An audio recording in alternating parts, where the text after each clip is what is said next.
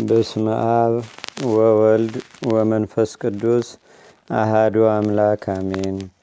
አንድ አምላክ በሆነ በአብ በወልድ በመንፈስ ቅዱስ ስም ጥር 2 በዚህች ቀን ደሙ በግፍ የፈሰሰ ጻድቁ አቤል አረፈ። እርሱም ወንድሙ ቃየል የገደለው የሙታን በኩር የሆነ ነው። ምክንያቱም አዳም የእግዚአብሔርን ትእዛዝ ተላልፎ እንዳይበላው የታዘዘውንም ዕፅ በላ። ያን ጊዜ በእርሱና በልጆቹ ላይ ሞት ሰለጠነ፣ ለኃጢአትም ተገዥ ሆነ።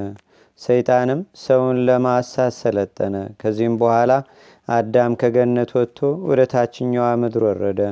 ስለ በደሉና የፈጣሪውንም ትእዛዝ በመተላለፉ ፈጽሞ እያዘነና እያለቀሰ 100 ዓመት ኖረ። ከዚህም በኋላ አዳም ሔዋንን በግብር አወቃት።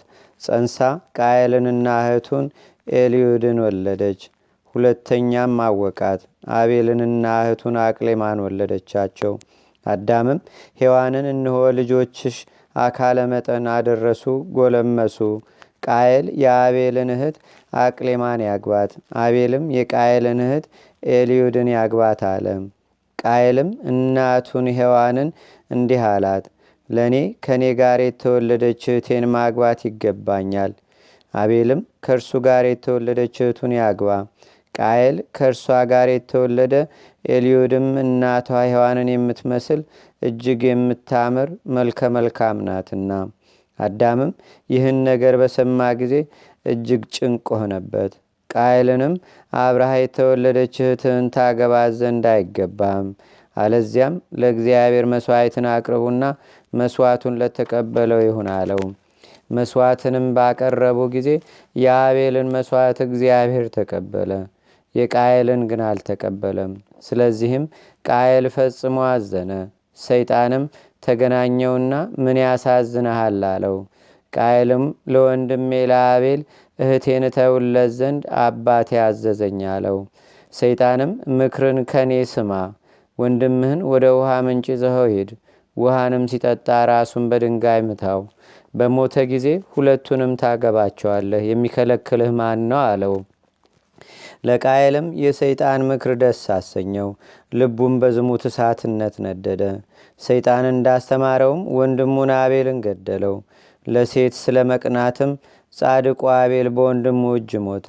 እንዲህም ሞት ወደ ዓለም ገባ። እግዚአብሔርም ቃየልን ወንድምህ አቤል ወዴት ነው አለው። ቃየልም አላውቅም፣ በውኑ እኔ የአቤል ጠባቂው ነኝን አለው። እግዚአብሔርም እንዲህ አለው፣ ቃየል ምን አድርገሃል? የወንድምህ የአቤል ደም ጩኸት ከምድር ወደ እኔ ደርሷል። አሁንም በእጅህ የፈሰሰውን የወንድምህን ደም ትጠጣ ዘንድ አፏን የከፈተች ምድር የተረገመች ትሁን። አንተ ታርሳታለህና በረከቷን ትሰጥ ዘንድ አትጨምርም። በምድር ላይ ፈሪ ተቅበዝባዥ ሁን። ይህም መርገም ዘሩ በጥፋት ውሃ ከምድረ ገጽ እስከሚደመሰስ በቃየል ላይ የበዛ ሆነ። የክብር ባለቤት ጌታችንና አምላካችን መድኃኒታችን ኢየሱስ ክርስቶስም ጸሐፍት ፈሪሳውያንን ሲዘልፋቸው እንዲህ አላቸው፣ ስለዚህ ነቢያትን፣ ሊቃውንትን፣ ጥበበኞችን ወደ እናንተ ልካለሁ። ከእነርሱ የምትገድሉት አለ፣ የምትሰቅሉትም አለ፣ በምኩራባችሁ የምትገርፉትም አለ። ከአንድ አገር ወደ አንድ አገር ታሳድዷቸዋላችሁ። ከጻድቁ ከአቤል ጀምሮ በቤተ መቅደስና በመሰዊያው መካከል እስከ ገደላችሁት እስከ በራኪው ልጅ እስከ ዘካርያስ ደም ድረስ በዓለም የፈሰሰው የጻድቃን ደም ሁሉ በእናንተ ላይ ይደርስ ዘንድ። ቅዱስ ጳውሎስም አለ፣ ቃየል ካቀረበው መሥዋዕት ይልቅ አቤል በሃይማኖት ለእግዚአብሔር ያቀረበው መሥዋዕት ተሻለ። ስለ እርሱም ደግ እንደሆነ መሰከረለት። መሥዋዕቱንም በመቀበሉ ምስክሩ እግዚአብሔር ነው። ደግ እንደሆነም ከሞተ በኋላ ተናገረ። ከዚህም በኋላ አዳም ልጁን ባጣው ጊዜ ወንድምህ አቤል ወዴት አለ ብሎ ቃየልን ጠየቀው። ቃየልም በቁጣ አላውቅም፣ እኔ የአቤል ጠባቂው ነኝን አለ ብሎ መለሰ። አዳምም ልጁን ይፈልግ ዘንድ ወደ ዱር ሮጠ። በወንዝ ዳርም በድኑን አገኘና አንገቱን አቅፎ ማን ገደለህ አለው። ከበድኑም ወንድሜ ቃየል ገደለኝ የሚል ቃል ወጣ። አዳምና ሔዋንም በልጃቸው በአቤል ሞት 28 ዓመት ያህል ሲያለቅሱ ኖሩ። ከዚህም በኋላ መላእክት ወደ አዳም መጥተው የዓለሙ ሁሉ አባቶች አባት አዳም የምስራች እንሆ ልጅህ አቤል የገነትን ዛፎች ተሳለመ፣ ነፍሱም እንደ ተወደደ መሥዋዕት ወደ እግዚአብሔር አረገች አሉት። ለእግዚአብሔርም ምስጋና ይሁን። የአባቶቻችንም በረከት ከእኛ ጋር ትኑር ለዘላለሙ አሜን። ቅዱስ አባታችን አባ ሕርያቆስም በቅዳሴ ማርያም ላይ እመቤታችንን በመስጠልበት አንቀጹ የዋሃይቱ ለአቤ ዘተቀትለ በአመፃ ሳይገደል የሞተ ሳይበድል የተበደለ የአቤል የዋሃቱን ዋጋ የምታሰጨው አንቺ ነሽ፣ በበጎ ነገር ይመስላታልና። አቤል የዋሃትን መያዙ በእመቤታችን የሚገኘውን ክብር አገኛለሁ ብሎ ነውና። ታሪክ አዳም እትወለድም ወለት ተወለትከ ያለው እንደምን ይፈጸማል ብሎ በ15 ሩካቤ ቢሉ 30 በ30 ሩካቤ ቢሉ 60 መንታ መንታ የሚወልድ ሆኗል። የቃየል መንትያ ሉድ የአቤል መንትያ አቅሌማ ይባላሉ። ወርዘው ደቂቅኪ ሔዋን ልጆችሽ ቆነጆ አላት። ዘመድ ከዘመድ አይጋባ የምትል ሕግ እንድትሰራ በሕገ ልቦና ተገልጾለት ዕለተ ጽንስ ካገናኛቸው ዕለት ጽንስ ያላገናኛቸውን ይርቃሉ ብሎ የቃየልን መንትያ ለአቤል የአቤልን መንትያ ለቃየል አጋባቸው። ይህች ሉድ ወትመስል ሔዋንሃ እማ እንዲል መልከ መልካም ነበረች። አቅሌማ ግን ጸጉረ ላሆጫ አይነ ሞጭሟጫ ራሰ ዘናና እግረ ዘነዘና ጥርሰ ገጣጣ ደረተ ማንጣ ነበረች። የኔን መልከ መልካም ለእርሱ የእሱን ክፉ ለእኔ ብሎ ቃየል አዘነ። መሥዋዕት ሰውታችሁ መሥዋዕቱን እግዚአብሔር የተቀበለለት ያግባት አላቸው። ለጊዜው ፈቃደ እግዚአብሔር እንደሆነ ለማሳወቅ ነው። ፍጻሜው ግን መሥዋዕት ለማስለመድ ነው።